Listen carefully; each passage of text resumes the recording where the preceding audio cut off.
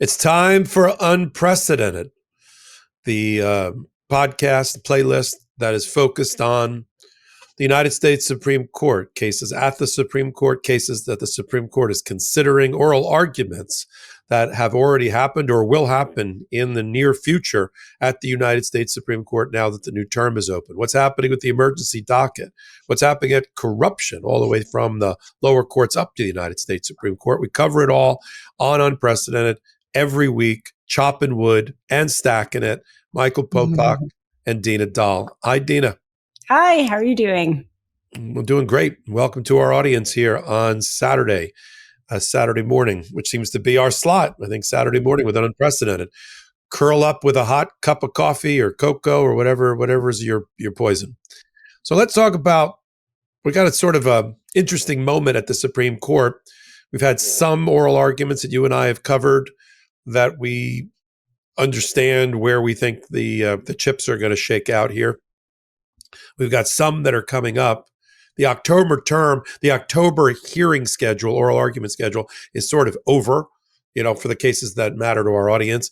There's a bunch that are coming up in November that we want to give a preview for. There's a big decision that the Supreme Court needs to make on the 7th of November about same-sex marriage, of all things. We have a hearing on the 5th of November about the $1 trillion worth of tariffs that Donald Trump has collected. And we've got the National Guard case, which at the time that we recorded, we're still waiting for the ruling by the Supreme Court. Although, we'll kind of give our audience the benefit of, if the Supreme Court rules this way, this is what's going to happen. If the Supreme Court rules at the time we post this another way, so you guys will have information that's not stale. We'll do it in two ways, anticipating either ruling that could come out at any time, just before we started to record. First, did you participate? I think you did in No King's Day in the protest in California.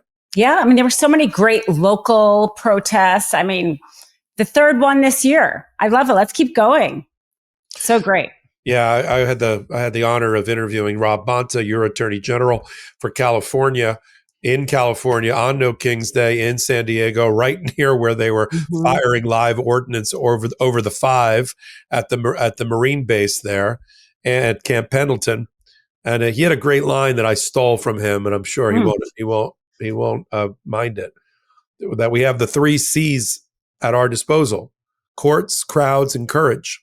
And the crowds part, public rebuke of the Trump administration, is so important.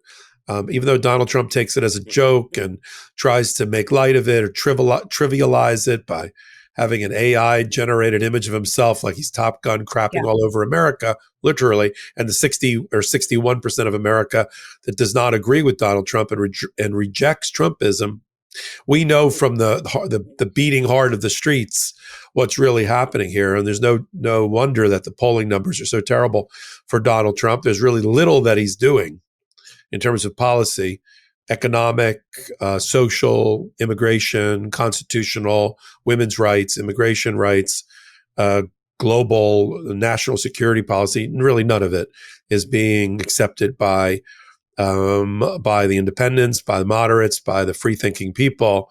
And it's starting to, it triggers him. And he does even more outlandish things, like let's tear down most of the White House in the middle of the night without a permit so we can put up a Holiday Inn style ballroom that nobody asked for.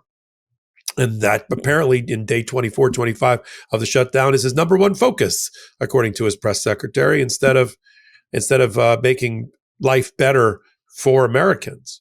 So there's a major issue coming up, which I thought we had put to rest in 2015 with a Supreme Court case we referred to as Obergefell about same-sex marriage.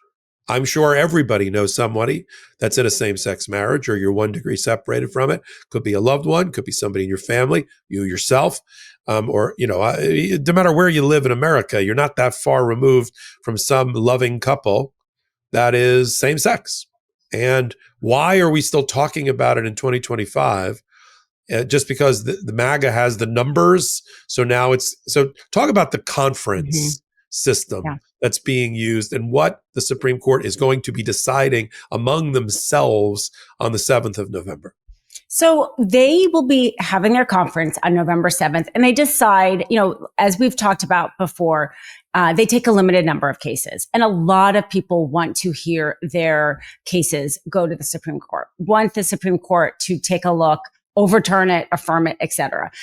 So they decide they're going to look at all the cases where they are requesting review from the Supreme Court. And this case, the Kim Davis case, on November 7th, the Supreme Court will take, let's say, the first look at whether or not to take the case that could overturn same-sex marriage. That Kim Davis, if you recognize her name, this is the clerk who refused to sign the marriage license. And she was found liable for her refusal to do that because she was a government employee at the time. So they said she doesn't have First Amendment rights. She's contesting that amount she's due and is going back and asking the Supreme Court to overturn the legitimacy of same-sex marriage. It's all connected to that original denial of the marriage license from years ago. So the Supreme Court on November 7th could take a look at this and decide outright not to take the case, in which case we will all be very happy, those of us who care about the rights of people in same-sex marriage.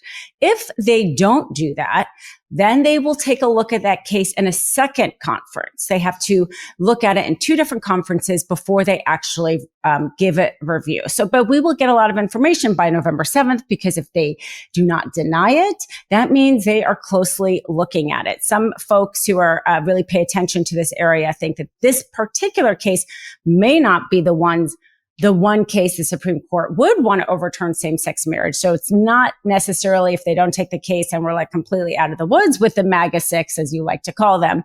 But, this is worrisome. The fact that we are even, frankly, in this place, that we're worried about yet another foundational civil right in this country being stripped from people. We're really tired of that, the rights that we thought were settled. But November 7th, so that's what we're going to pay attention to that. We'll be talking about that here as well, of course. Yeah, so for people that sort of to catch them up, Kim Davis is leading this case. Kim Davis is that sort of disgusting clerk of marriage license issuance in Kentucky who courts have ruled against and said, no, you have a municipal governmental function in issuing marriage licenses, and you don't get to choose based on your religious expression, because you don't accept gay marriage. You don't get to say, I'm not going to give a marriage license to gay people. It's different, the argument goes, than the baker who doesn't want to bake a cake, the website designer who doesn't want to make a gay marriage, same-sex marriage website, because that's sort of compelled First Amendment expression. This would be the state saying, you must bake the cake, you must build the website. This is a clerk who has to issue the dog license, the marriage license, the whatever license, and go, oh no, I'm Catholic, I'm Jewish, I'm Muslim, I'm atheist, I don't believe in marriage. How about that? How about I don't believe in marriage of any type, and therefore I'm not going to issue a marriage license. That's my First Amendment view. Well, then get out of government, I guess the argument goes. And their argument to oppose this case being taken in this conference, in speaking to the Supreme Court, is, first of all, this First Amendment expression thing, that she has a First Amendment freedom of religion expression, trying to pin her hopes to the fact that the Supreme Court, likes to frame things as, well, we're not talking about speech, we're talking about religion. If we're talking about religion, then they go down this rabbit hole of terrible decision-making about church and state.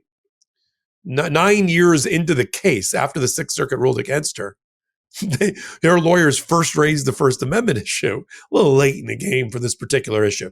I think if the Supreme Court is going to overturn same-sex marriage, and I don't think they're going to do that, but they could, that they are not going to do it through Kim Davis and the Kim Davis decision on First Amendment expression, because as Sam Alito likes to say, let's not get bogged down in the facts, because the facts are not great for the Supreme Court MAGA 6 to do something about same-sex marriage. I'm also not sure, having ripped away a woman's right to choose under Roe v. Wade and the Dobbs decision, I'm not sure John Roberts is ready to rip away tens of thousands of marriages and their right to exist under the Constitution and leave it to the states with all the ramifications there. It's one thing to say, well, let states decide whether women can have a procedure, and not agree to carry a whatever to term.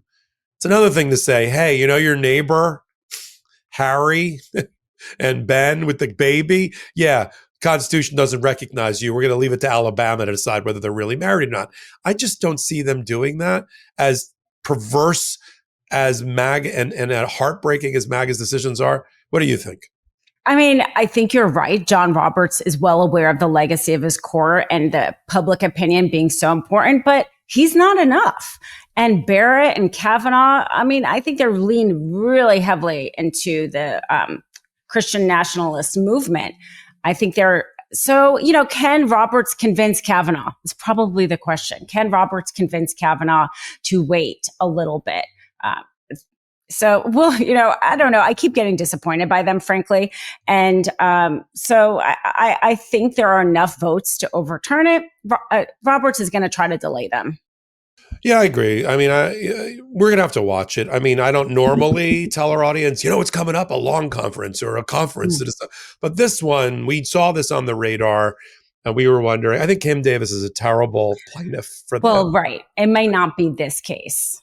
But the fact that they're even having a conference over it, because they're big on religion and First Amendment and all of that.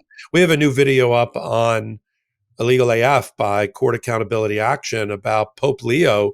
It's not just about him disbanding Opus Dei. It's about Amy Coney Barrett and Sam Alito being sort of tied into some of these shadowy Catholic groups which influence their decision-making. And I'm not here to criticize Catholics or any religion or no religion. I just don't think it has a place in the decision. I think people would agree it should not have a place in the decision-making of judges who are making policy for the American people, which is also often inconsistent with how we view the Constitution and its values. Unfortunately, they were picked for that reason. I mean, it's not a coincidence, right, that they happen to be part of the shadow docket. That's why Barrett was picked. And so she has to fulfill her promise in some ways, right? Well, you're right. You're right. I mean, they were bought and paid for. Amy Coney Barrett, Brett Kavanaugh, Gorsuch, by the gun lobby, by the religious right, who literally campaigned, pumped dollars into TV campaigns to support them. Leonard Leo of the Federalist Society, also a Catholic, and the rest. And their goal was to get the numbers so they could reverse what they saw as abominations of constitutional decision-making in the past. And they have a checklist. And the checklist was Second Amendment, right to carry, no limitations, check. Get rid of a constitutional right for a woman to choose, check. Get rid of any limits on government in religion, check. And do it by the back door of the First Amendment Establishment Clause or Free Expression Clause, depending upon which side of the argument they want to be on, check. And then the question is same-sex marriage in that same camp? Yes, there are people within that group that would like to see that go too, but I'm not sure it is the burning holy grail of even the MAGA conservative Federalist Society movement that they would do it. I mean, there would be forget protests in the streets. I mean, I'm not sure what would happen to America if they denied fellow Americans the right to marry someone that they loved. And one difference, though, is Biden did get past the Defense of Marriage Act. I believe that's the name of it, upholding a federal same-sex marriage, but they did not do with abortion. So that would come into play because it's not that the Supreme Court would say that you cannot marry somebody of the same sex, but that there's not a constitutional right to it. And then you would look at federal law and state laws. And so it's going to be like a patchwork again. But that is important to kind of note that they did get that past Biden before he left office. Yeah. Well, there was an earlier Defense of Marriage Act way back when, but there's an aspect. I know. That's why I was wondering if this one was called that as well, too. Yeah. But it was the same idea. Yeah. So let's switch gears and talk about things that we know are upcoming, just to touch base on it for a few minutes.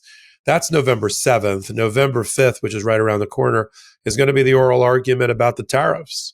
It is, you're talking about the what's the word I'm looking for? The linchpin of most of Donald Trump's policies, especially foreign and economic, is about his tariff scheme. And he's collected or will have collected over $1 trillion. Small business, that we refer to the case as the learning resource case. You got learning resources versus Trump.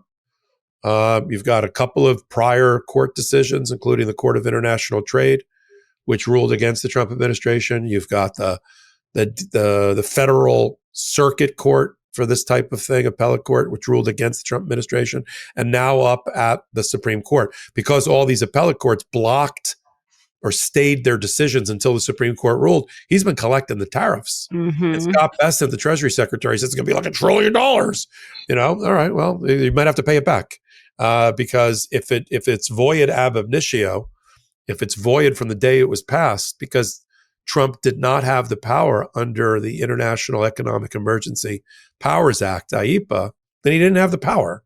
And that's the end of that. Huge oral argument coming up. What's your view of that case? That I actually think the Supreme Court is more likely to side on this side with the business. It's also a very pro-business MAGA 6. They're not just the Christian white nationalist movement. So that one, I think we have a little bit of hope, those of us who think that Trump is illegally imposing these tariffs, because the idea is that Congress is supposed to impose tariffs, and Trump has used, again, he said he was using some sort of war powers, right? That fentanyl was coming in. He needed to tariff it. He, during his first term, did go through the proper process for the tariff. He didn't at all this time. The International Trade Court, as you said, ruled in favor of that small business. There were quite a bit of lawsuits around this. This is the one coming to the Supreme Court first. The law seems to me very clearly that he violated it. I think the Supreme Court, it'll be interesting to hear those oral arguments. I know we're going to be listening on Legal AF and talking about it here as well, because this, I think, will not be so one-sided. What Trump did is exactly the opposite of what the framers intended in terms of having Congress kind of be in charge of the power of the purse. And Trump's arguments are really weak here. Yeah, I agree with that. So I think you put that perfectly. Let's move on to the last part of the, I'll add, I'm happy to talk, but I think when you kind of nail it, I think we can move on. The national, everybody's watching, but I want them to have sort of knowledge to, sort of a lens to view this, of what's happening with the National Guard on the streets of America, and Donald Trump's military dictator flex of his muscle to try to scare the crap out of blue states and fire ordinance while we're doing protests, and having National Guard do that which they are not trained to do, which is to handle peaceful civil disobedience and First Amendment expression and protest on the streets. Criticism is not, and defiance does not mean you're disloyal. Doesn't mean you're not a patriot. Doesn't mean you're not an American. And everybody who flooded the streets, we're not talking about, this wasn't Tren de Aragua. This wasn't immigrants and migrants who don't have status. They've all gone underground because they're afraid. This was like Americans and, legal status holders and protest. 8, 9, 10 million people hit the streets in a way we haven't seen really since, even Vietnam and the civil rights movement didn't have the numbers that we're seeing here. And while that's all going on, you have a ill-prepared, ill-trained National Guard that never has to worry, normally, along with military troops, never has to worry about civil rights and what the Constitution says. And they're trained on war, the Geneva Convention, I guess, but they're not trained on anything else. And now you have them interacting with Americans who are. I just did a video that's up now on Legal AF, somebody walking behind them playing the Star Wars Imperial Stormtrooper theme gets a guy arrested, because he annoyed a sergeant of the National Guard, because this guy doesn't know what the Constitution's all about.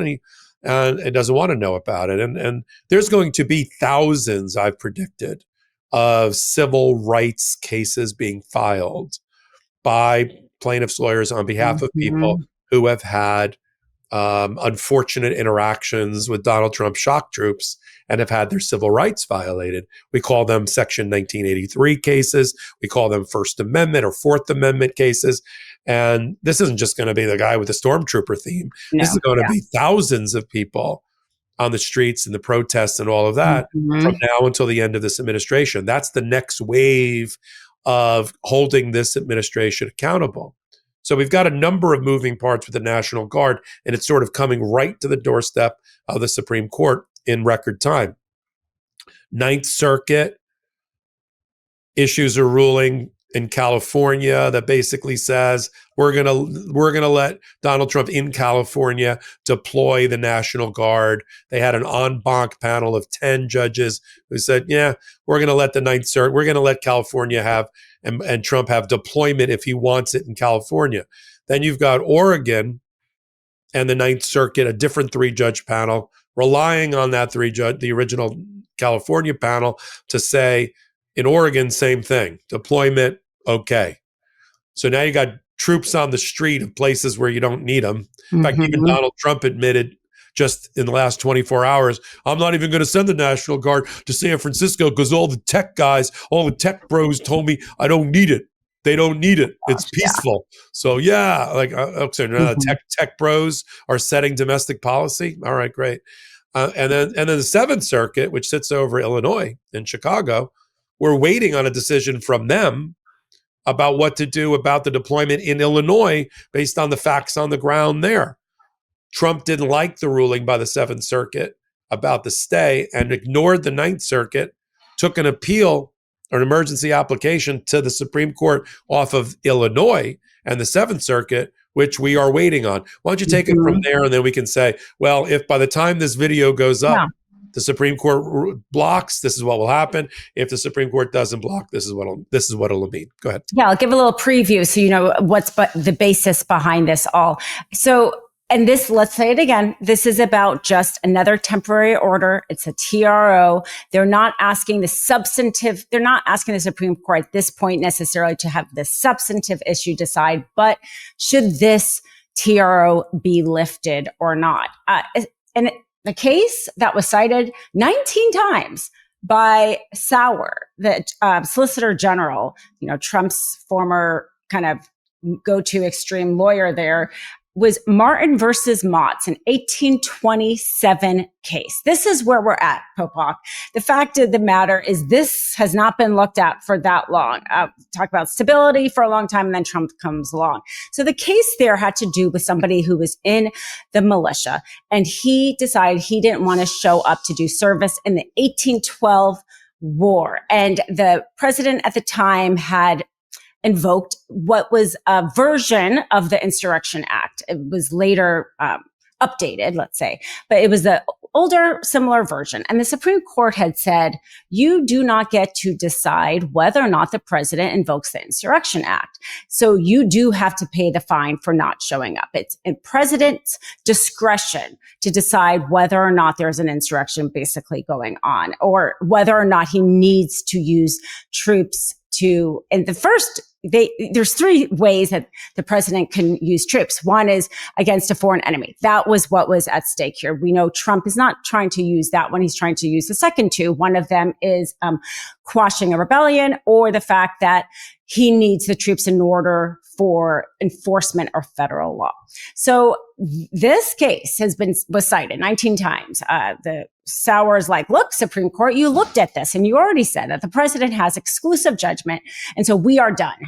And of course, Illinois takes a different position, which is this is entirely different fact pattern. And also the judge in Illinois also saw this, and the appellate court there saw this as a different fact pattern, because this was somebody in the army trying to dispute the destruction of the president, of whether or not to call up troops. And they said that's entirely different than a state saying that you cannot use troops.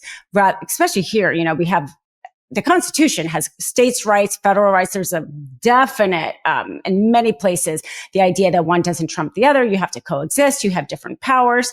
Here, so it's a different argument than just somebody who's saying, I don't want to go to war because I don't think the president was right to invoke this. So that is really what is, both briefs were really making that the central issue of whether or not to question, let's say, Trump's ability to deploy troops in Chicago. And it is in Chicago we're talking about. Yeah, in Illinois. But it goes to the others. Yeah. If the Supreme Court ends up, if we wake up tomorrow, and I'll do an update on Substack Live if something happens, after this posts on our YouTube.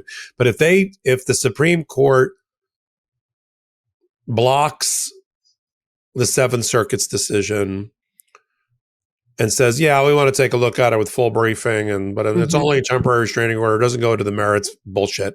It's going to be an indication that there's 5 votes to find that Donald Trump can call a rebellion. He can look at a crowd of people standing around doing peaceful First Amendment expression and call that a rebellion, then use it as an excuse to roll out the National Guard. Or he can do the same thing about in other words, facts on the ground don't matter, that the president's view, even if it's politically motivated, obviously, about facts on the ground, about why he can't exercise or execute on federal law with his regular forces, is going to be given great deference, almost unchallengeable deference. If that's going to be their ruling, then it's going to have a cascading domino effect through all of the National Guard cases. It says to the world and Donald Trump that the Supreme Court backs him on the use of National Guard troops on the streets. If, on the other hand, they side with the Seventh Circuit and say either no jurisdiction, we're not going to look at it at this moment. And there's a long gap here, regardless of when this ruling comes out. It's been about 4 or 5 days, and which means the full panel all together. And it's not like they're on summer holiday anymore. Yeah. They're all in the building. They're all working in the beehive of the Supreme Court. You'd think it would be actually easier to make the decision, but there's a struggle going on right now. Now the struggle could be, to be fair, the struggle could be not on the vote collection, but on the writing of the dissents. And that's right. It's not going to, because let's be frank with our audience. And this is probably more likely than not, the one paragraph that's necessary in order to issue their ruling on the shadow docket, on the emergency docket, it's literally a paragraph long. It does not have to have any commentary. It does not have to have any legal reasoning. It'll just say, we are blocking the Seventh Circuit unless and until there's a full appeal, at which time, blah, blah, blah, done. That's it. But then 20, 30, 40, 50 pages of dissent is written behind it by Ketanji Brown Jackson, by Sotomayor, by Kagan, or all of them, or none of them. And that's what's being written right now. And that takes a little longer than 4 or 5 days. And since it's been blocked already or stayed already, they don't feel like they got to hurry up, although it's not going to be an unlimited amount of time. So my fear is that the amount of time that we're waiting is not because Alito is writing a dissent. It's because the moderate liberal wing is writing a dissent, and that's taking a minute. So to be honest, I'd be shocked if the Supreme Court sides against Donald Trump, the MAGA 6, on this National Guard issue. What do you think? I think you're right, because they don't want to stand off with him. And we've seen that time again. They give him these wins thinking they are temporary wins, but what you are actually giving him is huge. Not only are you telegraphing that he has unlimited power, but the boots on the ground, there's facts on the ground, but they do seem unwilling to stop him. So you're right. That was a really good point. And we are nothing if not fair, Popok. Yeah, I'd like to say, there's a chance that it's Alito writing the dissent or Kavanaugh. Like, no, I don't see it. I think this is Ketanji or Sotomayor, whoever is the most. The ones that have been writing the most are Sotomayor and Ketanji. Kagan writes occasionally, but on a National Guard immigrant issue or a National Guard local, my gut is it's going to be Sotomayor, and It's she's such a big one. right, Yeah. and she's writing something for the ages 100%. there. And then you and I, listen, maybe Yeah. if you're around, we'll jump on a Yeah. Substack Live and update everybody that comes out after we've recorded Yeah. this. No, that's great. Yeah. So, and interesting, just before we leave these troops, I'm going to be in Portland next week, which Portland, Trump is like, it's a war zone. I've literally booked a hotel. I mean, it's not a war zone in Portland. I might do some little live streaming on the streets of downtown Portland for our audience. I got a suggestion for you. Okay, what? I bought one from Amazon recently after the ruling by Judge Ellis about Chicago. Buy a press vest. Oh my gosh. Okay.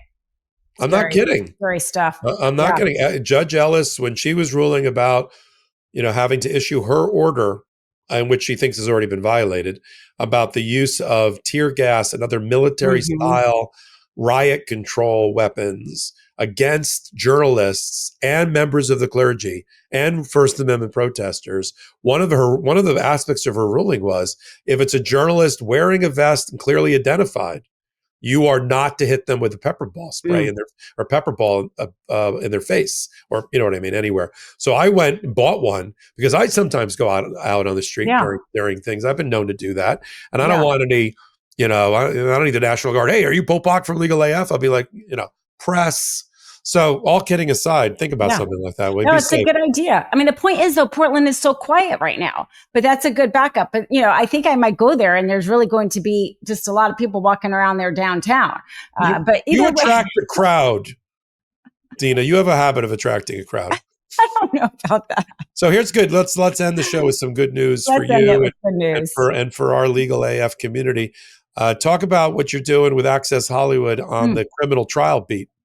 Yeah, so they launched a brand new segment that I get to be their official legal analyst on. It's called Trial Files, and we're going to just break down all true crime cases, which I had been analyzing true crime cases for a very long time with the Long Crime Network. I think there's a lot of legal AF people that are true crime people as well, because the MTN true crime kind of came over, let's say, to Legal AF. So those of you, well, Dave Aronberg and Melba Pearson and I think Kelly Hyman were people that had originally been on that now mothballed channel. But yes, but we're so pleased to have you, out there talking to America, putting things in clear focus with your unique voice and as a personal friend of yours. And I was very, very happy to see that.